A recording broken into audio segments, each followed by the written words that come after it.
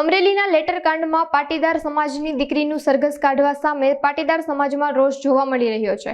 જામનગરના પાટીદાર યુવા ગ્રુપે અમરેલીની પાટીદાર યુવતીને જેલમાં રાખવા બાબતે કલેક્ટર કચેરીએ આવેદનપત્ર પાઠવી મુખ્યમંત્રી સુધી રજૂઆત પહોંચાડી ન્યાયની માંગણી કરી હતી। લેટરકાંડમાં એક પાટીદાર યુવતીને ખોટા આરોપમાં ફસાવી જેલમાં ધકેલી દેવામાં આવ્યા હોવાના આક્ષેપો કરવામાં આવ્યા છે। આ મામલે પટેલ યુવા ગ્રુપે ગુજરાતના મુખ્યમંત્રી ભૂપેન્દ્ર પટેલને આવેદનપત્ર પાઠવી નિર્દોષ યુવતીને ન્યાય અપાવવાની માંગણી કરી હતી। સમાનભેર દીકરીને જેલ મુક્ત કરવા હાલ પ્રયત્નો હાથ ધરાયા છે।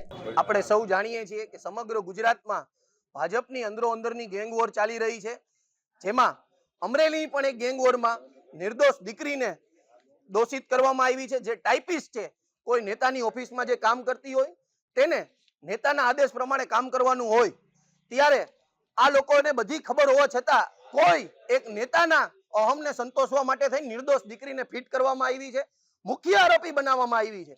અમારી માંગણી છે કે વહેલામાં વહેલી તકે એને નિર્દોષ છોડવામાં આવે, સન્માનભર એને પાછી નિર્દોષ છૂટે અને આ જે કોઈ બી અધિકારીઓ અને નેતાઓ જેનો અહમ સંતોષવા માટે થઈને આ કૃત્ય કરવામાં આવ્યું છે તેનું પણ જાહેરમાં સરઘસ નીકળવું જોઈએ। વહેલામાં વહેલી તકે આ દીકરીને નિર્દોષ છોડી સન્માનભર એને પાછી નિર્દોષ છોડે એવી અમારી માંગણી છે।